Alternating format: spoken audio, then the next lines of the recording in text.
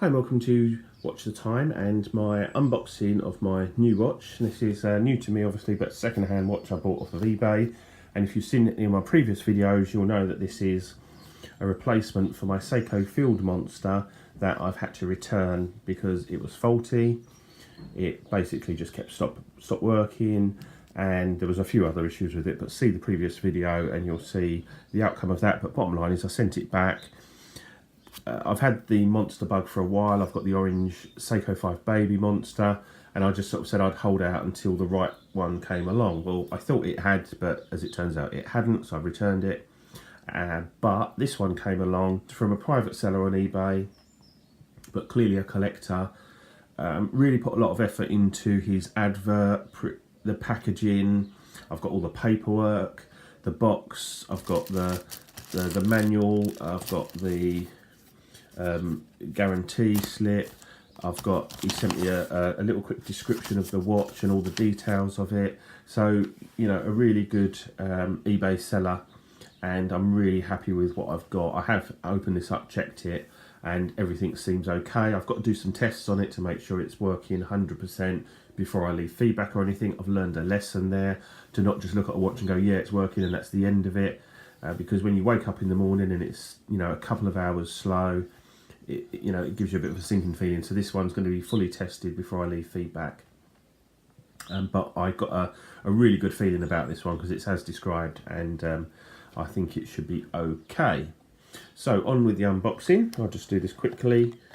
Usual sort of Seiko cardboard box, a bit slightly more fancy in that it's got this, I don't know what that's all about, and then there's another box inside. So let's just get rid of that.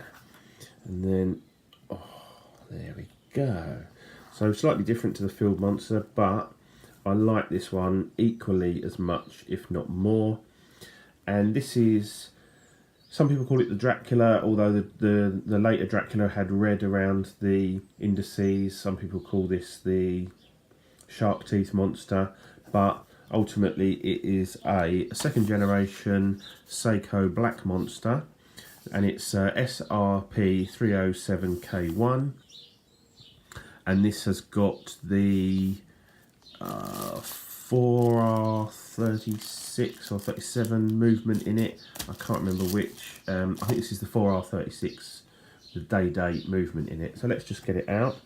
I got it on a Seiko strap, and it's the one with the dive extension on it, so that's really nice. I don't suppose I'll ever use that, but it's nice to have. I got the hang tag. They're showing that this is actually called a Seiko Superior. Actually, let's have a little butcher's at that. Obviously, I've got the links, spare links there as well.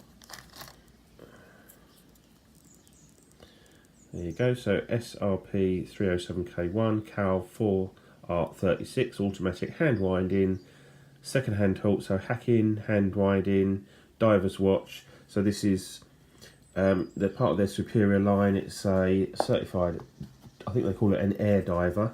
So let's just get in close on the dial there. So straight off the bat, I love some people call it the shark teeth indices. I think they're really nice. I love the handset, and I'm kind of noticing things all the time. The handset is white, so whereas the camera's going a bit mental. The handset is white, whereas on some of my other Seikos they're sort of stainless steel or chrome brushed, but I like that. And I like the contrast to the white hands, the black second hand with the red arrow point on it. And if you look there closely, the back side of the second hand has got like a triangular counterbalance on it, which is really nice, but it kind of blends in. So obviously this is going to have absolutely stunning loom. I'll do a loom shot and I'll put that up here.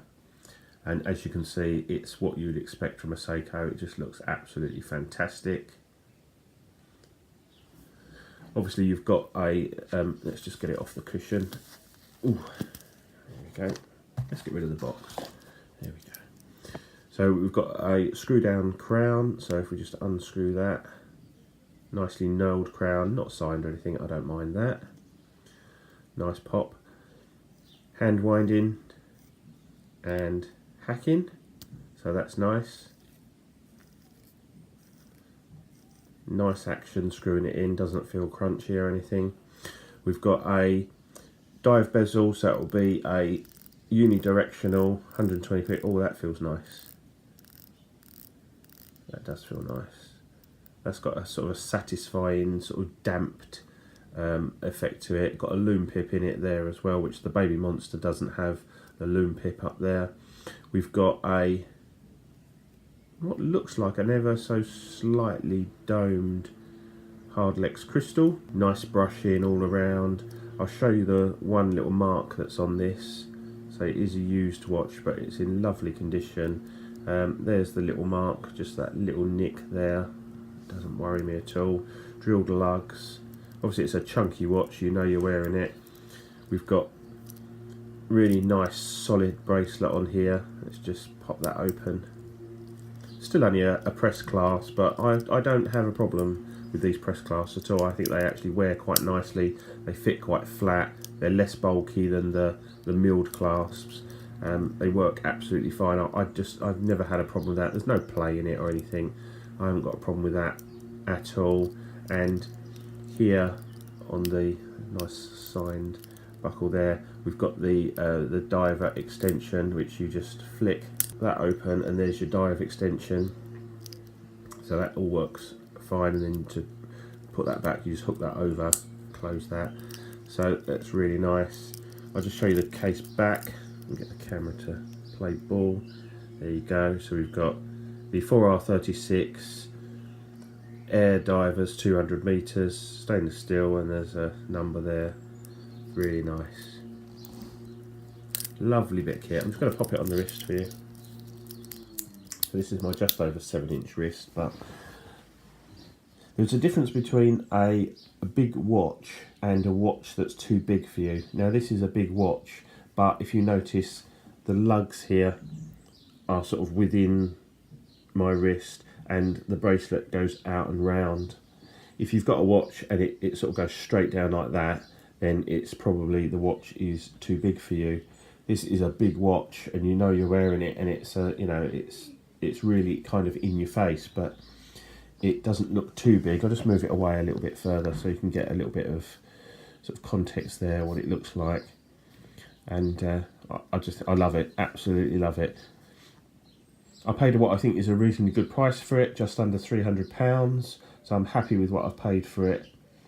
And I'm really happy. There's a bit of wear where you'd expect it on the clasp there. And as I say, apart from that little nick on one of the lugs, which I don't think I'd even attempt polishing that out or trying to brush that out. I think you'd make more of a mess of it.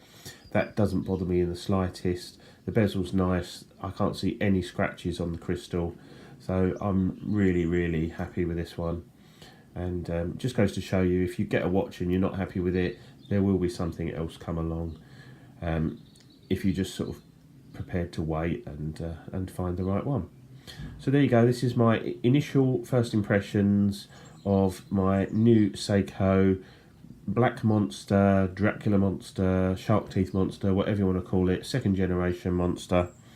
And it's the reference as a SRP307K1. And this is Watch the Time. So I'm grateful for your comments, your subscriptions and your likes. And I'll see you in the next one. Cheers, bye.